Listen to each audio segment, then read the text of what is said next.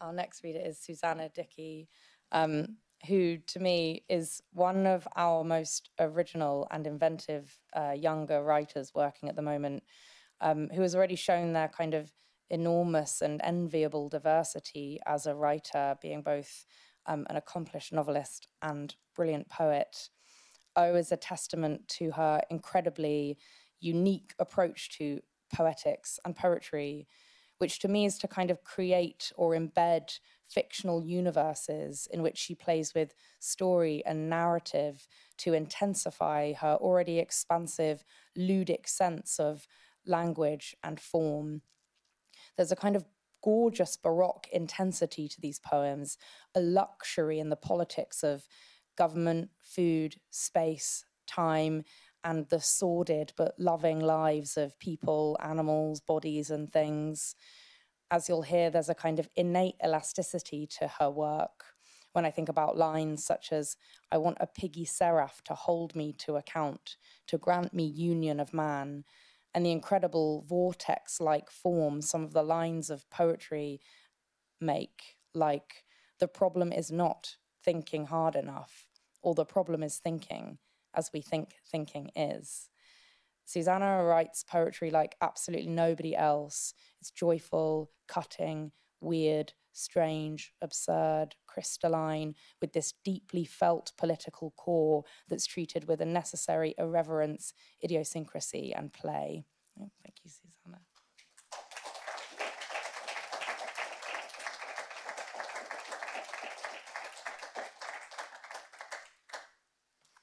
Thank you for that. It's so nice to be here. Writing can tend to be a bit kind of insular, so it's lovely to share a space and a brief with such wonderful practitioners in other art forms. It's been so wonderful to hear about your work.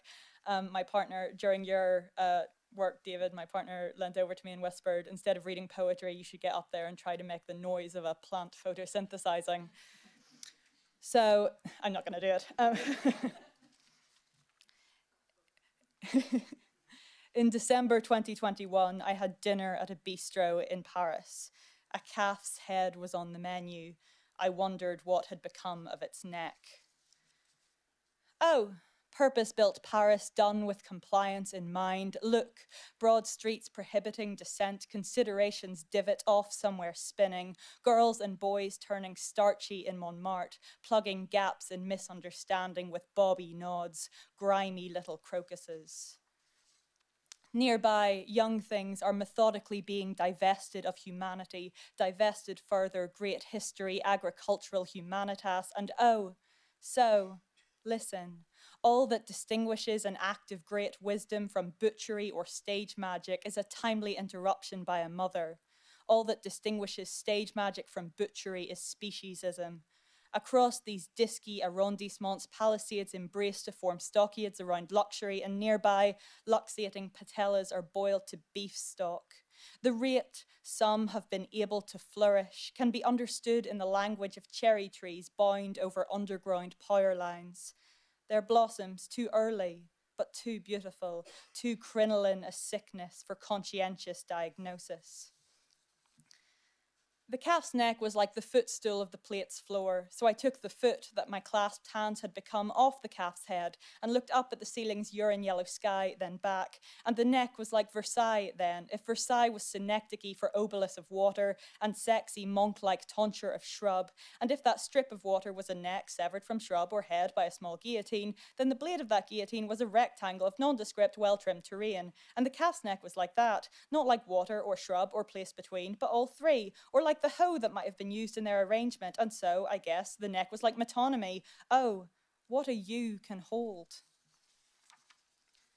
And in a country park, a lake's surface decapitated two swans, and the stopped Ferris wheel was right twice a day, and the branches shielding from impromptu spring were replete with piggy blossoms. Somewhere between myself and the fleeing worms was the seeing self, and I watched a man put on red shirt, blue shirt, yellow, and we sought togetherness. We watched the pale light scry, then limp through gaps in the sky, gaps in the skylight, gaps in the amniotic sacs of solipsism, gaps in the burlap sack of personal accountability. Time, go back in your nut. Time, go sleep in your shell. Time, if you have the inclination, take my old worm with. I'm brought each smelly instant, bored by past action. Every day I eat a world's worth of limescale.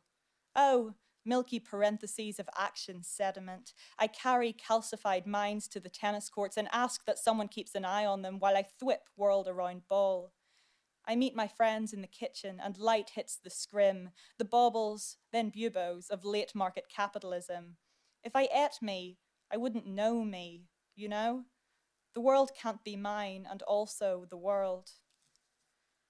And the calf's neck was like the schnapps of the Marcy fountain, nucleic from above, like a sunlit too many-legged spider, so not a spider, and I took the rested conch of my clasped hands off the calf's head, and the head was like a nodule of spider atop another spider, or a spider with an extra percentage of its own torso fused to its torso, and the calf's neck was like body with unresected teratoma, and the calf's neck was like an ecclesiastical relic, a foreskin in a reliquary, a ferret on the back of a wagon of a travelling theatre company in 2014.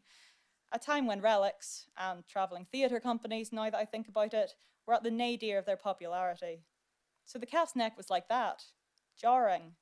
And the relic was the sacred bit, the escutcheon on canonical masculinity, maybe.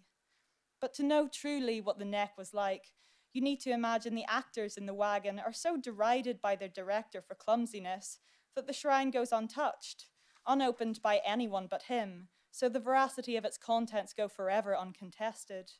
The paradox of quantum superposition, of petal of skin present and absent, box of matter and no matter, its myth symptomatic of myth of collateral damage arising from independent thought. And that was what the neck was like a false idea corroborated by rumored apotrope, a coping mechanism, a deodand complicit in restricting freedoms, trapping the disabused in narratives of no cogency, a hypothetical scenario making little sense in a contemporary context because, when's the last time you saw a traveling theatre company? Or a functional wagon, for that matter? But the apocrypha of the idea, now that's what the neck was like. Nothing makes more meat of me than morning breasts, you know? The stresses of impermanence don't touch these awful compost bags. Chest like Wagyu beef, face like battery hen. Intent gets eaten by result, gets eaten like everything gets eaten. I contemplate the countryside, decamping to bluebells, becoming extradited. The wheeze of aspirated vomit gets drowned out by the breeze aerating the mulch, the buzz of wired gulch dug for better connectivity. The messes of new industry exert a grip that conscience lacks, but oh, what a crutch. Guilt stems from a fetish for the new futurelessness, but life won't live to read the words we try to trap it in. Summoned up from the unquantified place to proscenium, oh, quasi-sensing space. It'll squall to nobody, or to nobody who cares. The project is a crock of shit, but I suppose it's easier than... I don't want to die, but stasis is no great shakes either. Thank you so much.